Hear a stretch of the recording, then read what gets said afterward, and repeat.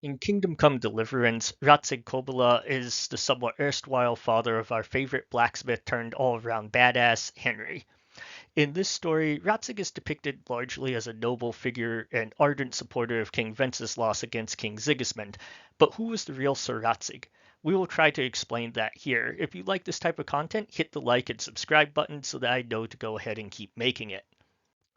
So it is believed that Radzig was born sometime in the 1370s.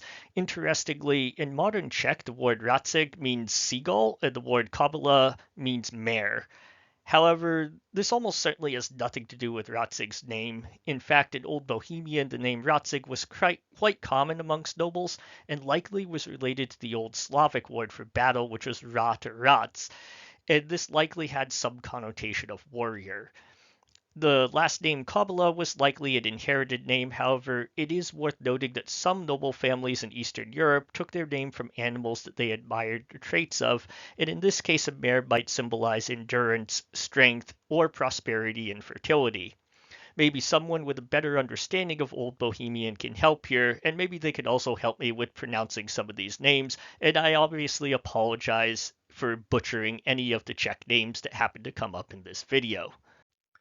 Naming questions aside, very little is known of Radzig's early life, but given his first area of service, he was likely born in Moravia. While technically part of the Kingdom of Bohemia, Moravia was, at least in theory, in control of enough land to be one of those quote unquote overpowerful magnates that plagued many European rulers in the 14th and 15th centuries. It is believed that he served under Prokop of Luxembourg, the brother of Margrave Jobst, and if he was born in the 1370s, then he was probably too young to have fought in the First Margrave War, which happened from 1381 to 1389, though he could have caught the tail end of it. However, he would have been old enough to fight in the Second Margrave War from 1394 to 1405. Indeed, some sources suggest that Radzig earned a reputation as a robber knight while in Prokop's service. Given the nature of the fighting in the Second Margrave War with many ambushes and raids, it's likely that Radzig made his name fighting in a manner rather similar to Zizka in The Dry Devil, likely leading a band of soldiers and even bandits who specialized in raiding and ambushing in enemy territory. Notably, during the Second Margrave War, Prokop was allied with King Venceslas, whereas in the First Margrave War he was opposed to the king. This would explain how Radzig came to know Venceslas, and while the exact nature of their relationship isn't known, it's clear that somehow Radzig earned Venceslas's trust and/or friendship.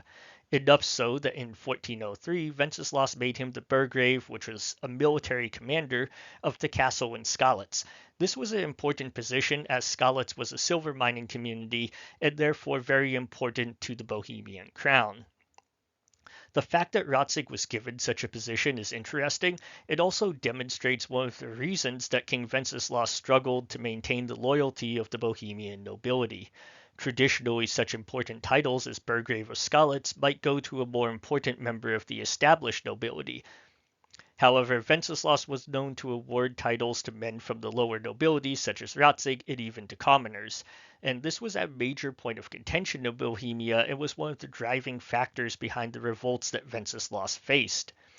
Whatever the case, Radzig was appointed burgrave at the start of 1403, at which time he presumably moved to Skalitz. Thus, the idea that he was present in Skalitz long enough to be a beloved or respected local lord is probably a fiction created by Warhorse for the purposes of the game. Given that Moravia was quite distant from Skalitz, it's hard to see how Radzig would have gone there to place his illegitimate son with the local blacksmith, or why he would have done such a thing in the first place. Nor was Radzig to have the time to become that beloved and respected local lord. In March of 1403, Skalitz was besieged by the army of King Sigismund.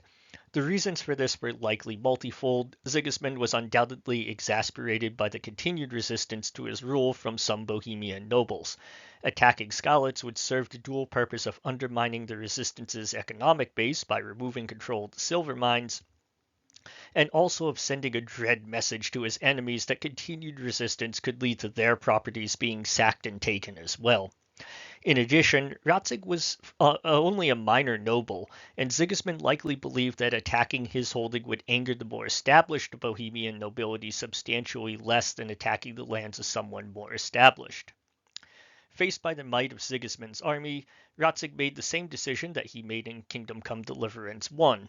The old Czech chronicles detail how Radzig and his men secretly slipped away in the dead of night, leaving Sigismund's men to find nothing more than an old woman and a pig when they stormed the castle. It's likely that Radzig used some of his experience from the Margrave Wars to effect such a difficult and daring withdrawal. As in the story of Kingdom Come Deliverance, Radzig retreated to Lipa. From here, records indicate that he likely participated in guerrilla warfare against the supporters of Sigismund, such as the powerful Rosenberg family. Given his prior experience with this type of warfare in Moravia, it makes sense that Radzig would either have been deployed in this role or have chosen it himself. There are some claims that he fought alongside figures like Jan Žižka and Matthew the Leader during this period, but there's not hard evidence to back this up. In fact, Žižka isn't mentioned fighting Sigismund at all, and he isn't mentioned fighting the Rosenbergs until 1406, and the context of these engagements supports a personal feud, so it's unlikely that Radzig would have been involved in this. It's also clear that Radzig must have rendered good service, or at least ingratiated himself further with King Wenceslaus in some other way. In 1410, he was named as the Burgrave of Vyšehrad, one of the strategic fortresses near Prague. In this role, he was sent to handle a dispute that would have serious implications later on in his life. This dispute involved the Archbishop of Prague, who in 1410 ordered the confiscation of books written by Wycliffe, viewed as potentially heretical by the Church. The Archbishop had the books examined and then burned, and King Wenceslaus ordered the diocese to compensate the owners.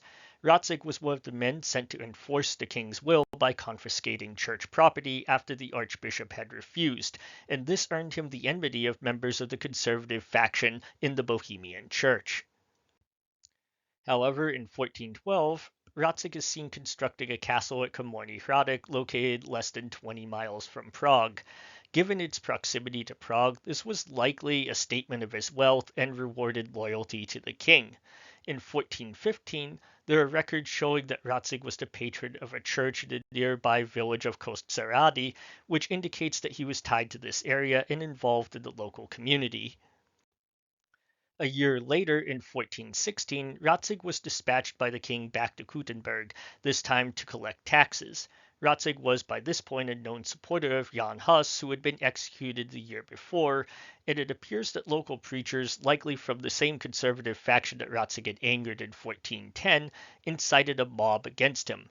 This mob likely consisted of local miners, and they were fueled both by anti-Hussite sentiment as well as the age-old dislike for anybody who's been sent to collect taxes. Whatever motivated them, the mob stormed into the inn where Radzig and 12 of his men were staying, and we could hope that Henry was not amongst those 12, as the mob set about murdering all of them. According to chroniclers, the bodies were dismembered and the remains desecrated and stamped into the mud of the streets of Kuttenberg. Following his death, Radzig left behind his estates to his wife Anna, while his children entered the care of 2 knights, both named Mikulas. And interestingly, I couldn't find any information regarding when Radzig was married, or any information on Anna other than that she existed and where she was from. However, I find it hard to believe that he was married during his service in Moravia when he was a relatively minor knight fighting as a robber or a partisan. I find it more likely that he married sometime after 1403 when things had settled down a bit, and after the king had made him a more eligible match by granting him lands and title. This is supported by the fact that his wife was from Ulibice, which is in the northern part of Bohemia and quite removed from Moravia, suggesting that he probably met and married her via his connections with Wenceslaus's court, although this is by no means certain.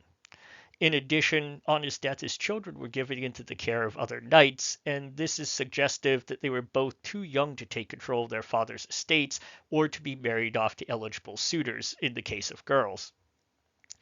Overall, the historical figure of Radzig is enigmatic but fascinating. In many ways, Kingdom Come portrays him quite well, accurately depicting his daring escape from Skalitz. However, the game portrays Radzig as much more of a traditional knight or lord alongside Hanush of Lipa, and in reality, the historical Radzig, especially at the time the game takes place, would have been much more at home around men like Zhishka, the Dry Devil, fighting that same type of guerrilla warfare.